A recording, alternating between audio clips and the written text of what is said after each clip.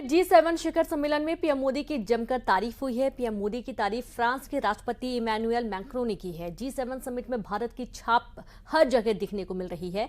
Italy की PM Giorgia Meloni नमस्ते के जरिए मेहमानों का स्वागत कर रही हैं, तो वहीं G7 शिखर सम्मेलन ने चीन की टेंशन 10 गुना बढ़ा दी है। और दूसरा बताएं कि नरेंद्र मोदी को बताया ये जा रहा है, कहा ये जा रहा है कि ग्लोबल साउथ के लीडर के तौर पे वो इनवाइट कर रहे हैं, क्योंकि उनको पता है कि ये यूरोपियंस एंड अमेरिकन अब अफ्रीका में उस तरह इन्वेस्टमेंट नहीं कर रहे, तो इंडिया का जो डिप्लोमेटिक एंड पॉलिटिकल कैपिटल है उससे फायदा उठाया जाए। इटली की जो वजीर आजम साहिबा है, पीएम साहिबा जो है ना, उन्होंने हाथ जोड़ के प्राइम मिनिस्टर नरेंद्र मोदी को नमस्ते किया, यानी कि नमस्ते वेलकम किया है। मेरा कोई वजीर आजम इटली जाता, G7 की मीटिंग अटेंड करता और उसे इंडिया को तो नमस्ते किया गया, उसे अस्सलाम वालेकुम कहा जाता, तो मैं आज प्राउड फील करता, इधर खड़ा होकर मैं जंपे लगा रहा होता, मैं खुशी फील करता। लेकिन देखें हमारे नसीबों में ये नहीं है।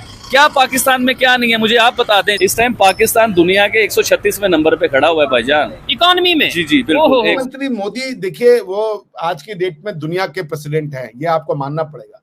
अब अमेरिका के प्रेसिडेंट का ये हाल चाल है, हालांकि नथिंग अगेंस्ट अमेरिका, वो मैं देख रहा था, दो ट्वीट में स्मॉल वीडियो था कि वो कहीं पे वो सारा कार्यक्रम उधर हो रहा है, वो उधर मुड़ के ताली बजा रहे हैं, उनको समझ ही नहीं आ रहा है वो क्या रहा है। हंसी भी आती है, लेकिन हम कहते हैं कि भाई हंसना नहीं था, हम एक दूसरे हम लोग भी देख रहे थे यहाँ पे, मेरे का दोस्त और हम लोग हंस रहे थे और हम एक दूसरे को कह रहे थे मत हंसो, बुरी बात है, मत हंसो, और हंसते भी हंसने की बात नहीं भाई। जो अगर आप you want to be the laughing stock, तो क्या हम अपना नेचुरल इंस्टिंक्ट छोड़ दें क्या?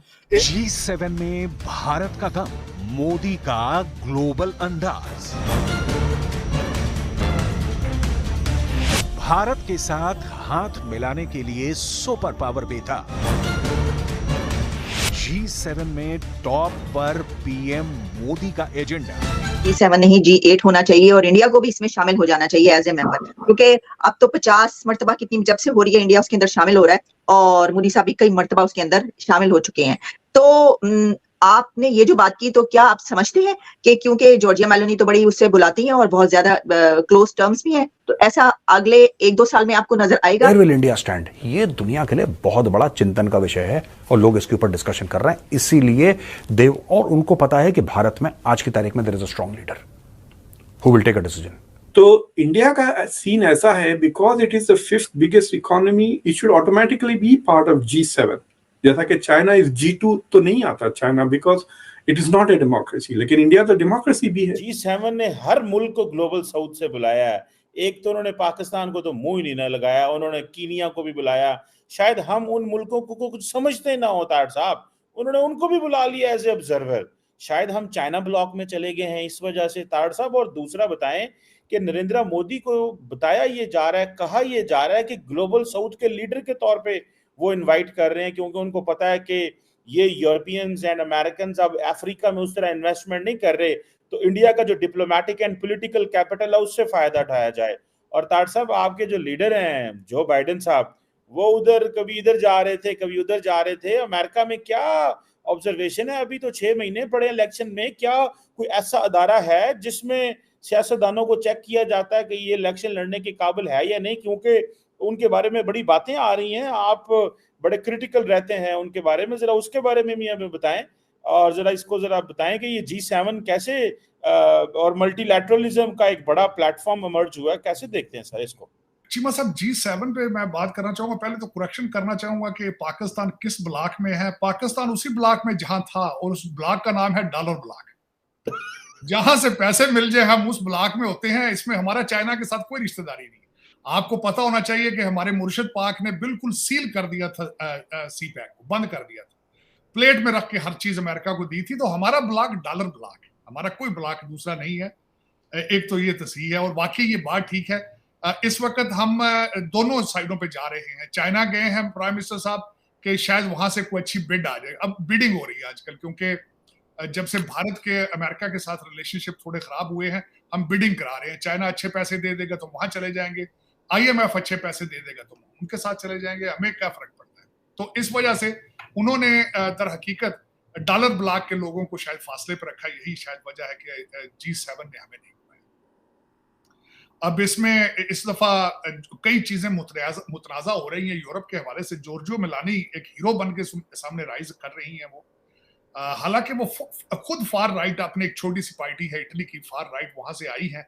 लेकिन अमेजिंग चीज मैं यहाँ जो देखने में मिल रही है, मैं अभी तफसील में इसमें आता हूँ कि इस वक्त G7 क्या कर रहा है, वहां पे किन चीजों पे बात हो रही है। इस वक्त वहां देखा जाए तो ना सिर्फ मोदी साहब है वहां पे, इस वक्त यूलांस्की जो इस वक्त यूक्रेन के जो है सदर, वो भी वहां मौजूद है।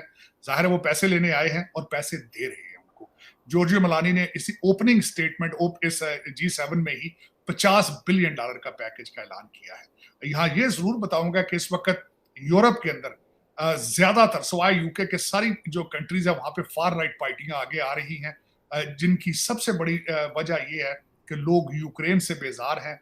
यूक्रेन में पैसा जा रहा है और वो करप्शन के साथ वहां से निकल के लंदन और दुबई जा रहा है। सारे लोगों को पता है, कोई नई बात इसमें नहीं है। उसमें इन्फ्लेशन से लोग बेजार हैं यूरोप के अंदर। फिर उसके बाद जो एक फ्लड ऑफ इमिग्रेशन है, इमिग्रेशन ब्रोकन सिस्टम, उससे लोग बेजार हैं। आपने देखा होगा कि उस पर डैमेज कंट्रोल करने के लिए ऋषि सुनक ने भी रवांडा का पैकेज दिया उनको कि यहाँ से बाहर रखे जाएंगे।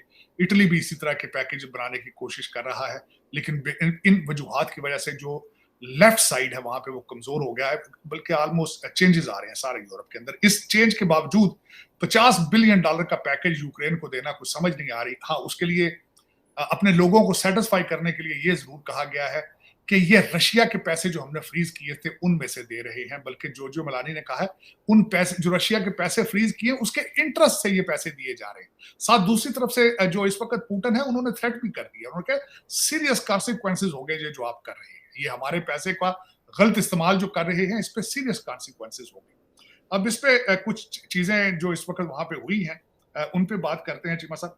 एक तो इसके जो 5 G7 के जो 5 चीजें डिस्कस की जा रही है, एक तो ये रशिया के फ्रोजन एसेट्स के बारे में, फूड सेफ्टी के बारे में, गाजा वार, COP 29 नवंबर के अंदर हो रही है एनवायरमेंट के बारे में, उस पे उसका फ्रेमवर्क, और मल्टीलैटरल इंस्टीट्यूशंस फॉर ऑल, ये 5 इनके मेन एरियाज ऑफ डिस्कशन है। आर्टिफिशियल इंटेलिजेंस भी उसका हिस्सा है। मोदी साहब को आउटरीच समिट के लिए बुलाया गया है। बाइलैटरल कल तक उनकी 3 मुलाकातें हुई थी, ऋषि सुनक के साथ मुलाकात थी, मैक्रां के साथ मुलाकात थी और यूलेंस्की से भी मिले थे। मोदी साहब का ये 5वां जो G7 का जो है वो 5वीं दफा वो आके इसमें शामिल हो रहे हैं।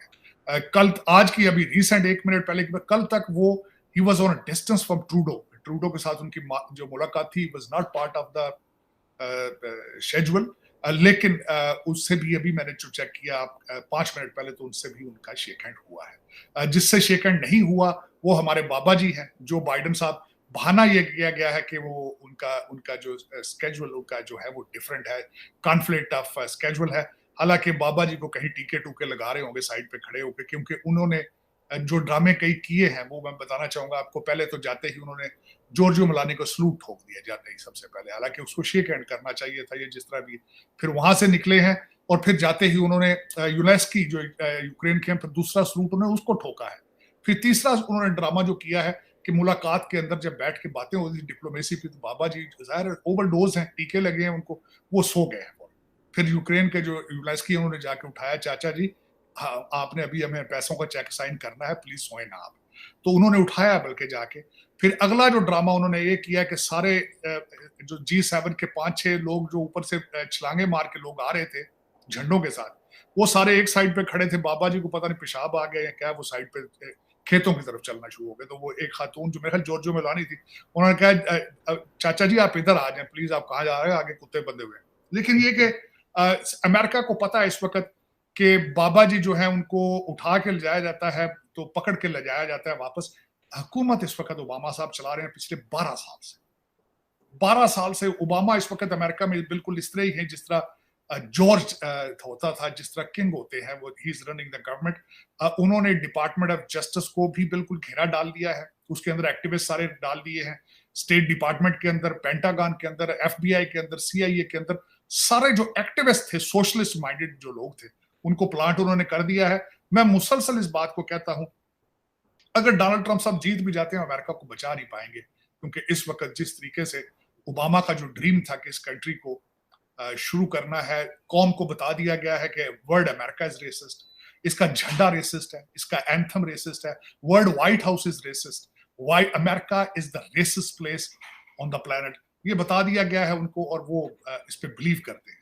तो दूसरा आज जो सबसे बड़ी बात ये थी कि आज जर्मनी के जो चांसलर शुल्ज हैं उनकी बर्थडे थी, उसको सेलिब्रेट वहां किया गया, गाने गाए गए हैं, केक तो उन्होंने नहीं काटा, लेकिन मैं ये कहूंगा कि आज डोनाल्ड ट्रंप साहब की बर्थडे है आज।